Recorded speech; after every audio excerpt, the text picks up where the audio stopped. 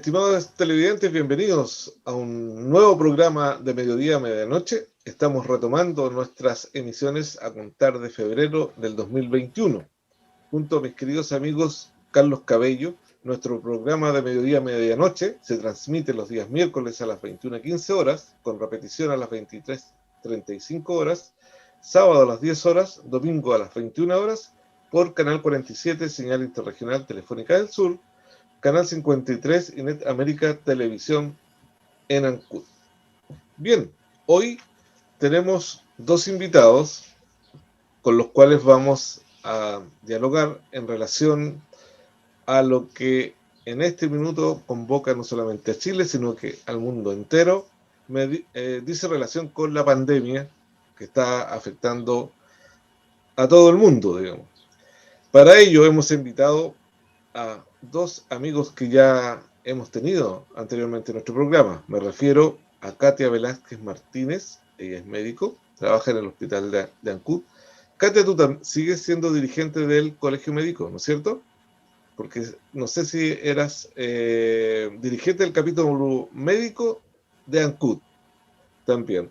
Y además, Felipe Cabello Cárdenas, profesor emérito de microbiología e inmunología en el New York Medical College, experto en microbiología y enfermedades infecciosas. A los dos les doy la más cariñosa bienvenida a nuestro programa para que podamos informar a nuestros televidentes acerca de este COVID-19. Para ello, comenzará con el set de preguntas mi querido amigo Jorge Carrasco. Estimado Jorge.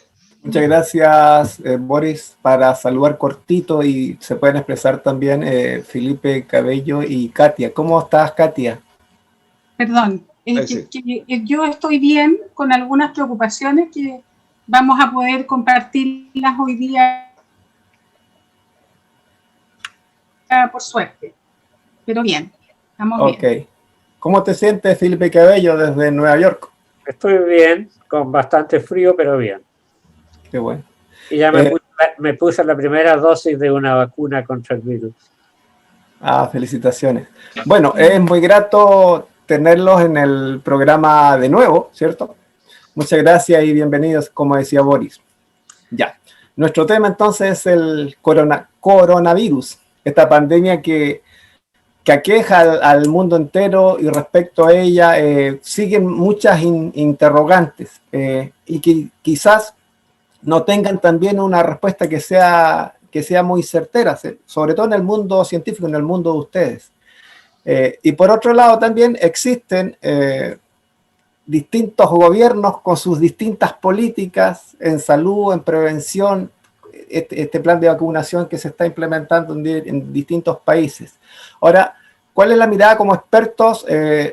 Felipe, te voy a preguntar a ti, esa mirada global que le pueden dar. ¿Podemos atajar este virus? ¿Lo estamos controlando? Bueno, mira, yo creo que la pregunta es un tanto compleja, pero en la última semana he leído en la literatura científica y en la literatura lega, digamos, de periódicos, que en realidad el virus ha llegado para quedarse. Ese es el diagnóstico que están haciendo los científicos y los expertos en salud pública. Y ha llegado para quedarse porque desgraciadamente han aparecido estas variantes que, además de escapar a la inmunidad individual de los infectados, pueden escapar la inmunidad de las vacunaciones, de tal manera que pueden reinfectar a personas que han sufrido la enfermedad, y en el futuro pueden reinfectar a personas que están vacunadas. Y yo diría que en este momento esa es la gran preocupación y el gran foco de estudio de la comunidad científica y de salud pública. Correcto. Y algo de un poco de gobierno que ha nombrado Jorge, y cosas que se producen en relación a la política. ¿Por qué hay diferentes vacunas a nivel internacional? ¿Por qué cada país pareciera que quiere su propia vacuna? Bueno, ¿hay alguna mejor que otra? ¿Los procesos de desarrollo son distintos? Las vacunas hay diferencias entre ellas. No voy a entrar en detalle, pero son técnicamente diferentes. Algunas vacunas como la china están hechas de proteínas, otras vacunas como las rusas están hechas de ácido desoxirribonucleico, y las vacunas como las que se están usando en Estados Unidos de Moderna y de Pfizer son de ácido ribonucleico. Pero eso se debe yo más bien a una evolución histórica de que los diversos países estaban trabajando en otras vacunas para otras enfermedades con estos diversos modelos. Y por supuesto se debe también a que cada país quiere ser independiente en la producción de vacunas. Felipe, ¿ello no implica que una u otra sea más efectiva? Bueno, existen diferencias entre ellas. Hay algunas que son más efectivas. Dicen que las que se están usando acá en Estados Unidos tienen una efectividad del 90%.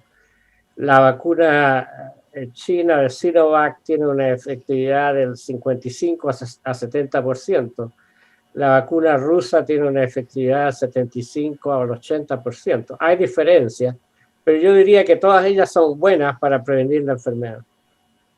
Correcto.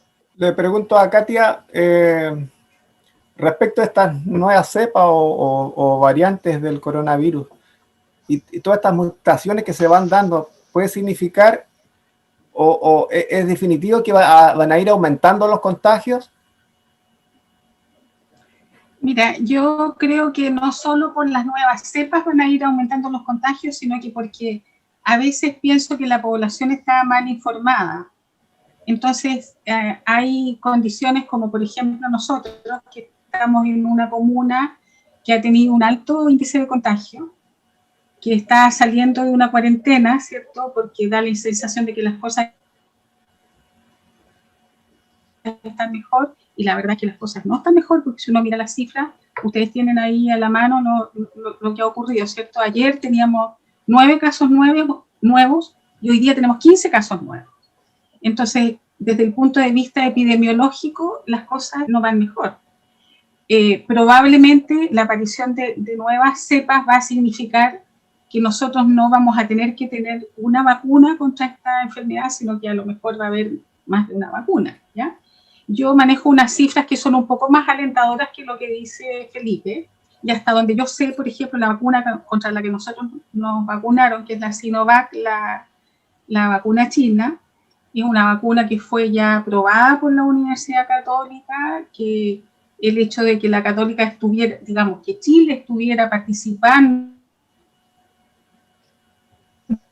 en la prueba de esta vacuna nosotros, y claramente es una vacuna segura. Yo creo que en ese sentido lo que yo quisiera hacer es un llamado a la población a que se vacune con confianza, porque esta es una vacuna que por lo menos ayuda a que si nos enfermamos no vamos a tener un cuadro tan grave como para llegar a la muerte por esta enfermedad o llegar a una situación crítica de insuficiencia respiratoria. Entonces, de lo que viene la vacuna es de los casos de efectividades que en números parece mejor que otras. Yo diría que en general las vacunas son buenas, sean estas de ingeniería genética como en la Pfizer, o sea como la vacuna china, que es la clásica vacuna que hemos tenido siempre, que es de virus muerto atenuado.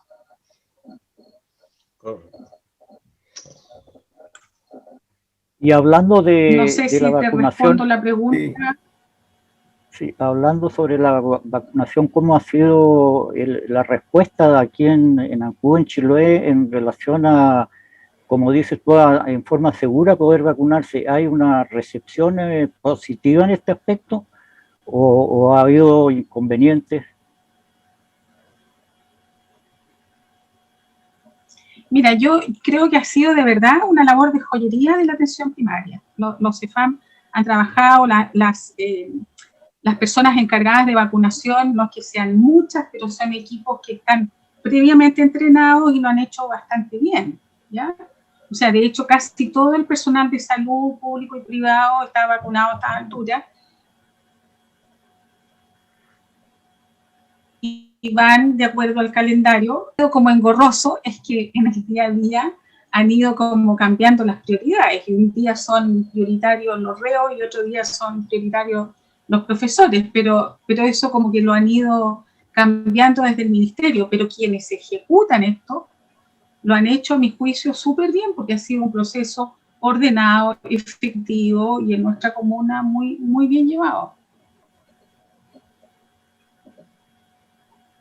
Y estos cambios de un paso a otro de cuarentena a saliendo, ¿cómo se explica que en Ancud, por ejemplo, habiendo ido aumentando los casos, se levantó la cuarentena? ¿Hay antecedentes biológicos para ello? ¿O cuál sería lo que motiva que las autoridades tomen estas medidas? Mira, no sé si me voy a meter en las patas de los caballos al responder, pero yo creo que las decisiones no han sido desde el punto de vista epidemiológico, han sido decisiones de índole política. Y hasta varias organizaciones han pedido que se levante la cuarentena porque la situación económica se vuelve insostenible, porque yo entiendo que una cuarentena podría tener muchísimo sentido si efectivamente se recibiera desde el gobierno un apoyo a las personas que viven diariamente de su trabajo, porque si nosotros funcionarios públicos nos guardamos, vamos a recibir el sueldo a fin de mes, pero si la señora Juanita, que está en su casa, no va a tener con qué vivir. Entonces, si el gobierno no apoya a la señora Juanita, no estamos bien. Entonces, yo creo que el cambio de cuarentena a fase 2, o como se llame, ha sido básicamente una decisión de índole política. Felipe, le quiero preguntar a Felipe sobre lo mismo, porque sabemos que recién nos estabas haciendo algunas consultas sobre Ancud, sobre Quillón, estás muy enterado de lo que pasa en Chiloé y en nuestro país. Entonces queremos saber tu opinión respecto, por ejemplo, hoy día en Ancud salimos de la etapa de la cuarentena y pasamos, como decía Carlito, a la fase 2 de transición. Entonces la pregunta es, ¿cuál es tu opinión respecto a este plan? Paso a paso, que voy a recordarles que está la cuarentena, está transición, está preparación y apertura inicial. ¿Qué opina de este plan, Felipe? Mira, no tengo mucha familiaridad con el plan paso a paso, pero estuve mirando algunas de las etapas. Es obvio, me da la impresión de que en el levantamiento de las cuarentenas que yo he visto, no se están observando las limitaciones epidemiológicas del plan paso a paso. Y como dice la Katia, yo creo que los levantamientos y las entradas a cuarentena se deben más bien a decisiones políticas y económicas que a decisiones basadas en evidencia científica. Y a ese respecto yo creo que la situación en Chile en este momento es un tanto de cuidado. Carlos. ¿Sí? Retoma el diálogo con Felipe. No, pero él estaba hablando porque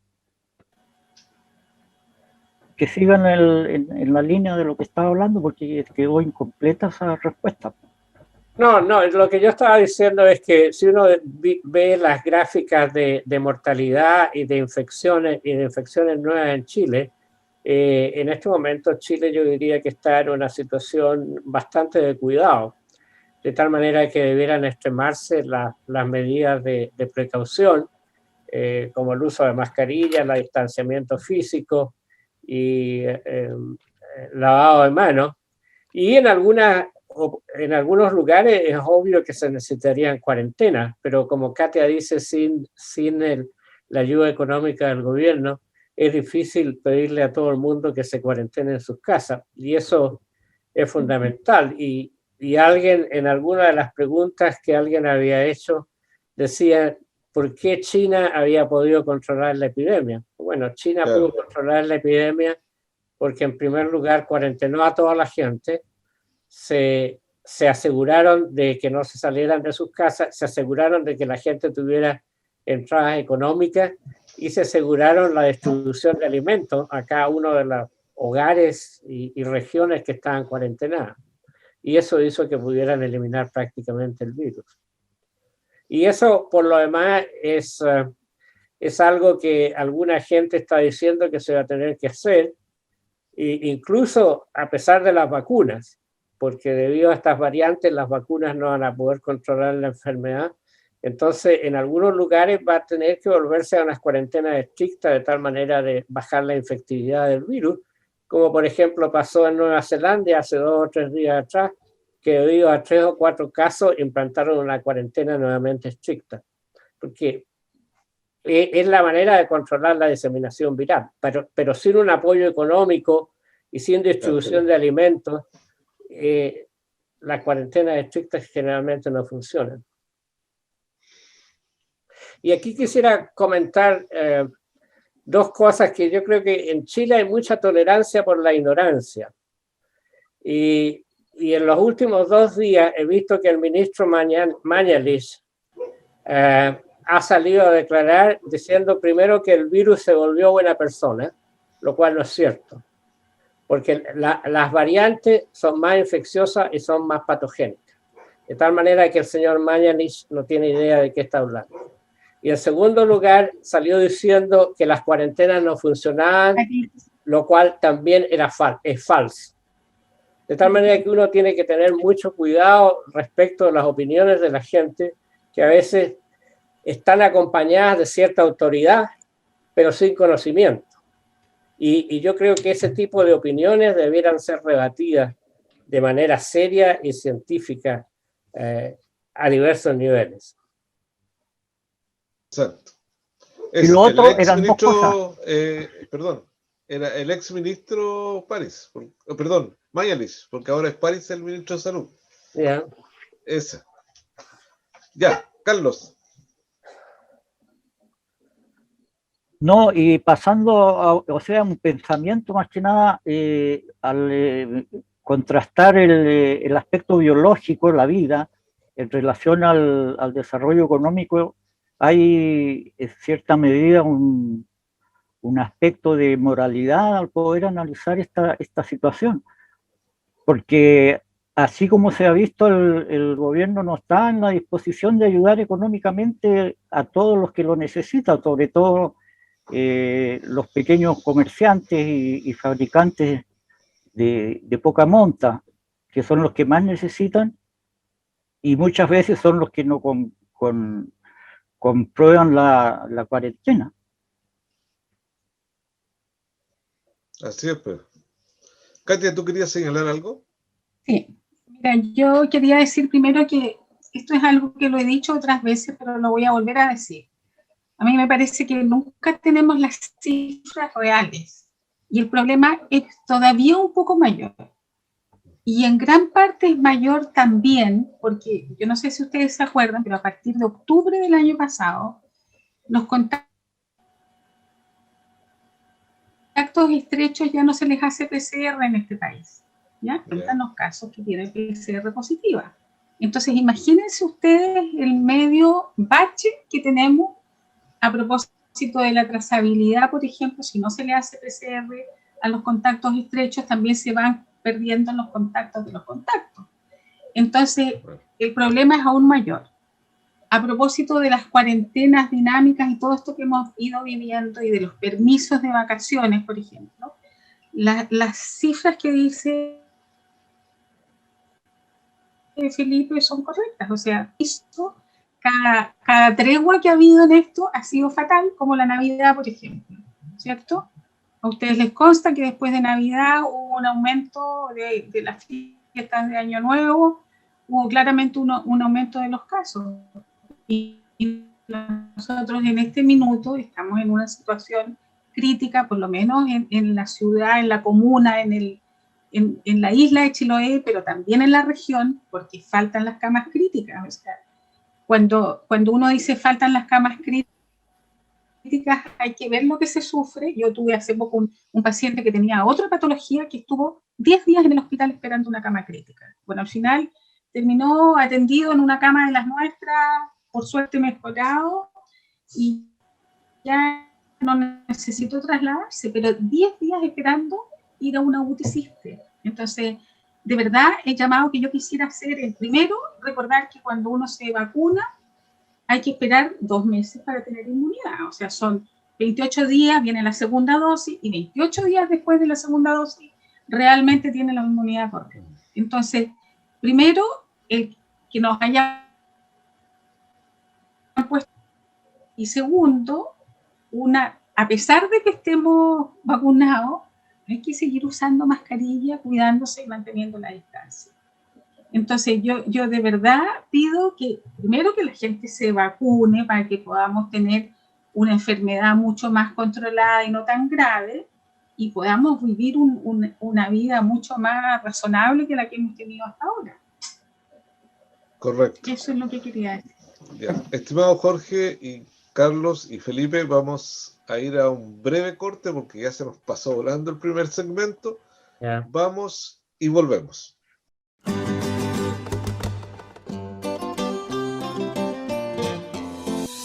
El Centro de Conservación de la Biodiversidad Chiloé Silvestre tiene como objetivos principales la educación ambiental, la investigación y la rehabilitación de fauna silvestre dañada en la provincia de Chiloé y en la región de los lagos. El centro se ubica en el sector de Nal Bajo, en la comuna de Ancud, lo que se conoce como Centro Ostrícola Puyinqui, por un convenio con Serna Pesca.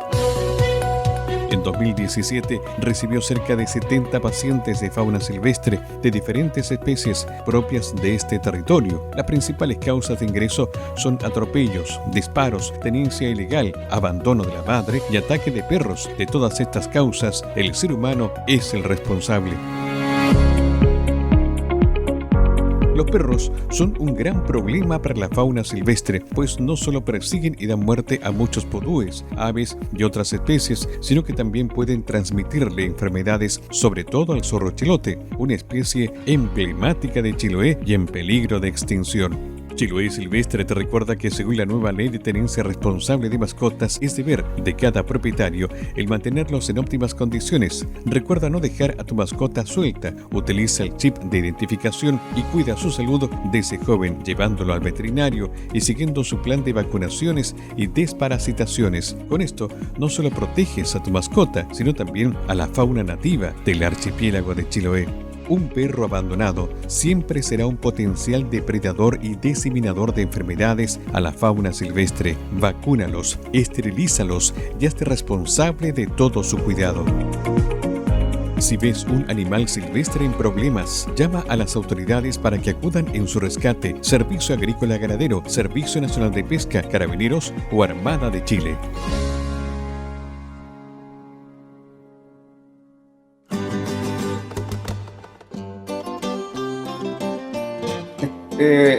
Voy a agradecer toda la información que nos están entregando porque efectivamente todavía no estamos muy bien en nuestro país. Nuestra propia región no está muy bien. Concepción igual está mal. Y tú hacías mención, Katia, de la trazabilidad. Parece que ahí hemos fallado bastante en lo que significa el control de la pandemia. ¿Será que es muy difícil implementar la trazabilidad?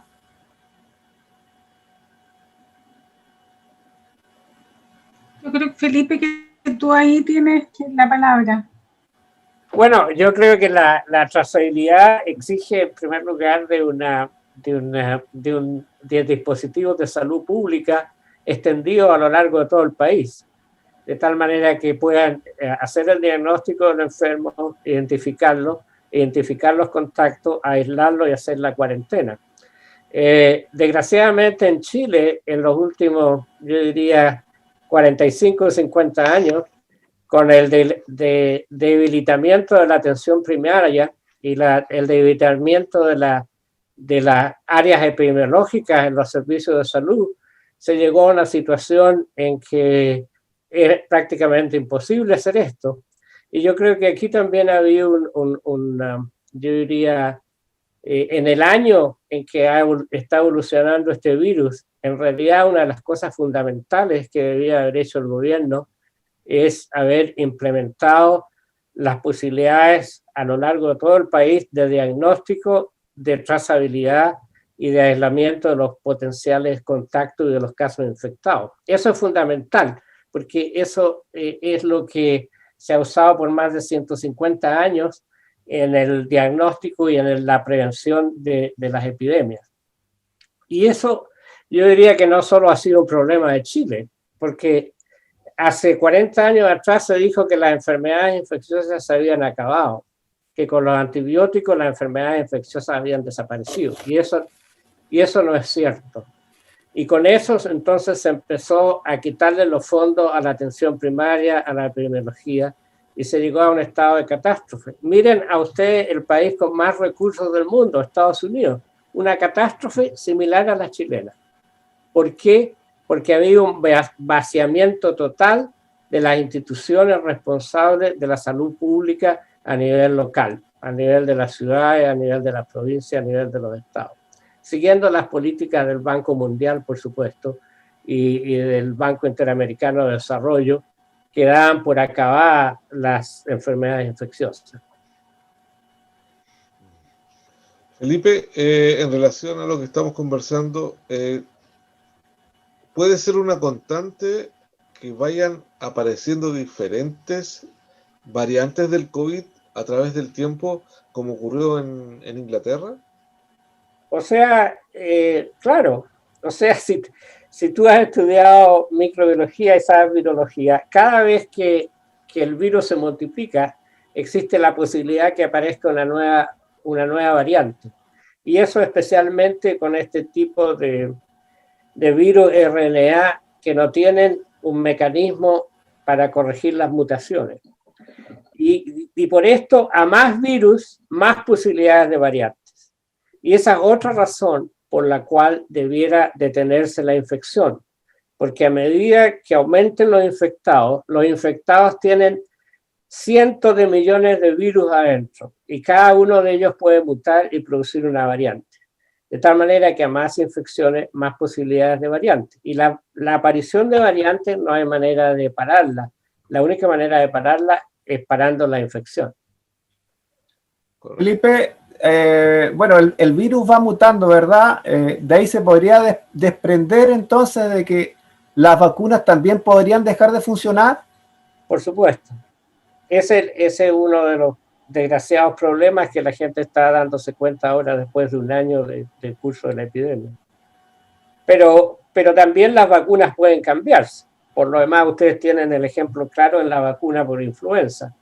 El virus de la influenza se recombina cada año y cada año se prepara una nueva vacuna. Katia, entonces, retomando a lo que es nuestra provincia o nuestra ciudad de Ancud, ¿cómo ves tú, ya dados algunos ejemplos, en relación a la salud mental de los ancuditanos, porque ya llevamos harto tiempo, algunos confinados, otros no? Al minuto que te digan, no sé, a finales de este año, ya, son todos libres, se acabó, bajó la pandemia, ¿qué tipo de enfermedades mentales vamos a tener acá en Ancud? No sé a quién le estás preguntando, pero... A ti, Katia. Pero yo creo que las enfermedades ya las tenemos, ¿cierto? O sea, esto de estar confinados mucho rato genera una cosa increíble. Porque uno mismo, o sea, yo no he parado de trabajar en todo este tiempo y a pesar de eso tengo la sensación de que no tengo que ir a ninguna parte, ¿me entiendes? O sea, yo habitualmente viajaba, salía, etc. Y ahora estoy en esta cosa que me muevo entre Guabún y Punta Chilén, digo yo, y se me acaba el mundo y tampoco quiero ir más lejos porque me da susto ir y contagiarme, en fin. Entonces, ¿qué cosa estoy diciendo? Que creo que ya estamos un poquitito más estresados de lo habitual. A mí me parece fundamental esto. También lo he dicho otras veces, de que uno tiene que mantener las relaciones lo más cercanas posibles con la gente que quiere, en la medida de lo que tenemos, ¿cierto? Y lo que tenemos no es poco, porque podemos comunicarnos por Zoom, por teléfono, en fin, hablarnos también a una cierta distancia. Yo creo que los psiquiatras están bastante ocupados y que la cantidad de gente que hay que está con licencia médica por estrés, por depresión, es enorme. A mí me parece que es fundamental lo del ejercicio físico, que se haga ejercicio físico y que uno vea también en la medida de lo posible qué es lo que le acomoda. A mí, por ejemplo, me acomoda hacer yoga y es una cosa que se puede hacer online fácilmente. Hay clases de todo tipo, pero también existe el tai chi, el qigong, en fin, ejercicios de todo tipo. Yo creo que son cosas que se deben mantener. Y el caminar, que es una cosa que mucha gente ha dejado de hacer porque ha tenido que quedarse en la casa, es una cosa que bendito sea Dios que ahora podemos hacerlo, ¿cierto? A caminar. Pero yo creo que el cuidado de la salud mental y física es tremendamente importante y tiene que ser una preocupación de cada uno. O sea, nosotros podemos decir, pero en el fondo cada persona, cada familia debe ocuparse también de sus niños, de sacarlos, etc. Correcto. Lepe, y hablando del desarrollo y las diferencias entre países, y de acuerdo a nuestra realidad científica y económica, ¿cuándo de alguna vez por todas nosotros podremos hacer nuestra propia vacuna? ¿Es algo ilusorio en cuanto a los recursos que tenemos como país? ¿Una vacuna contra este virus y las posibles variantes posteriormente? Bueno, yo creo que el hacer las vacunas no es un problema tan difícil. Lo que se necesita es inversión. Pero las vacunas, Chile producía vacunas. Yo me acuerdo cuando estaba en la escuela de medicina, en Chile se producían algunas vacunas, pero después, como ya dije, con el desfinanciamiento de todos los servicios de salud y como la gente empezó a decir las vacunas se producen de manera industrial y más barata en otras partes, se dejó de producir vacunas. Pero yo encuentro que cada país puede producir vacunas en realidad y es por eso que por eso también es que hay una competencia por la producción de vacunas, porque cada país quiere ser autosuficiente en la producción de vacunas y no depender de este u otro país. Pero eso es un problema de política pública y de inversión. Por ejemplo, las dos vacunas que se están usando en este momento en Estados Unidos fueron producidas con una tremenda inversión del gobierno federal que invirtió 3 o 4 billones de dólares y aseguró que las vacunas iban a ser bien pagadas. Y las vacunas se produjeron en 6 o 7 meses. Y lo mismo pasó en la China. Hubo una gran inversión del gobierno chino en la producción de vacunas y en Rusia. Pero es solo por una posibilidad de recursos que se puede hacer una vacuna nueva, porque por otro lado, si el país usa diferentes vacunas, cada vacuna tiene un grado de positividad distinta. ¿Y qué puede pasar con eso? Que la población sea inmunizada en forma desigual. No entendí la pregunta, no la entendí. Que vamos a usar, pongámosle. Nos dice que hay unas vacunas que son mejores que otras y cuando va a haber una desigualdad en la inmunización de la población. Eso es. No entendí tampoco. O sea, si el país emplea 3 vacunas, la China y las otras, sí, se usan 3 vacunas. Esas van a producir 3 tipos de inmunidad. Entonces, exacto, ¿qué pasa con los que producen más inmunidad y los que producen menos inmunidad? ¿Quién va a decidir a quién? Bueno, yo creo que eso va a tener que ser una decisión del gobierno y de política hecha de manera democrática con consejos éticos de cómo llevar a cabo la vacunación de la población. Pero como la Katia dijo, todas las vacunas son efectivas, de tal manera que uno se tendrá que vacunar con la vacuna que esté disponible. ¿No? Por lo menos en este momento no hay la posibilidad de elección. A mí igual me queda una duda respecto al tipo de vacuna. Ya ha estado contando que son varias farmacéuticas las que investigan y las que están fabricando las vacunas. Ahora Chile en este tiempo de emergencia tiene aprobado la Pfizer, BioNTech, la Sinovac y la AstraZeneca y Oxford. Mi pregunta es en relación a su eficacia, que no la entiendo bien, pero yo creo que la entiendo, pero probablemente estoy equivocado. Porque usted dice que igual no se pueden comparar porque son distintas. Pero, por ejemplo, si una vacuna se dice que es eficaz en un 90%, eso es lo que quiero saber. Significa que de 10 personas, una no queda inoculada, ¿es así o no? Una puede infectarse. De 100 personas vacunadas, una puede infectarse. Eso es lo que significa el 90%. Correcto. Entonces, en cuanto a porcentaje, hay, evidentemente que hay, como decía Carlitos Cabello, hay una mejor que otra. Bueno, aparentemente sí, pero eso todavía no está claro. Pero todas las vacunas protegen contra la enfermedad grave, y eso es lo que es importante, por eso es importante usarlo.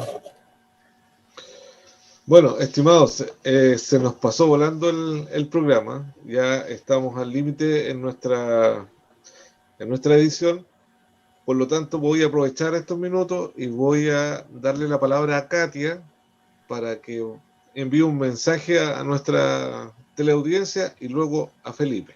Katia. Reiterar lo que dije antes, que la población confíe en que estamos con la posibilidad de vacunarnos, que las vacunas son seguras, que están probadas, que en algún momento se dijo que había problemas con los mayores de 60, pero la verdad es que lo que se ha visto es que los mayores de 60 hemos tenido menos efectos adversos que el resto de las personas. Entonces,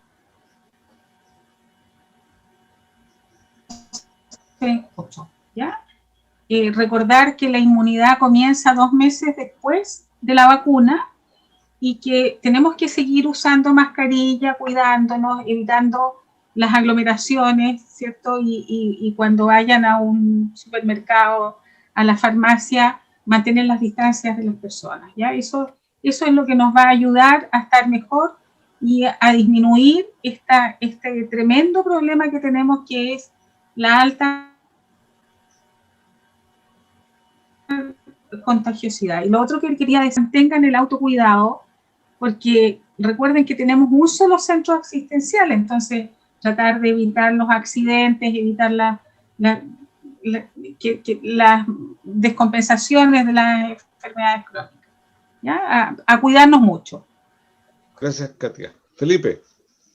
Bueno, mira, yo quisiera reforzar lo que ha dicho Katia. O sea, yo creo que las vacunas van a aliviar la situación bastante, pero yo creo que la situación epidemiológica continúa siendo de cuidado y deben extremarse todas las medidas de cuidado personal, especialmente el uso de mascarilla, el distanciamiento físico, el lavado de manos y el evitar las reuniones de grandes grupos, porque está probado que las reuniones de grandes grupos son aquellas que ayudan a diseminar la enfermedad. Y también recordar que la mayor parte de las infecciones son generadas por gente que no tiene síntomas. De tal manera que si ustedes van al supermercado, a la farmacia, al estadio y ven a gente sana, algunas de ellas pueden estar infectadas y les puede transmitir la enfermedad. Por eso el autocuidado es tan importante.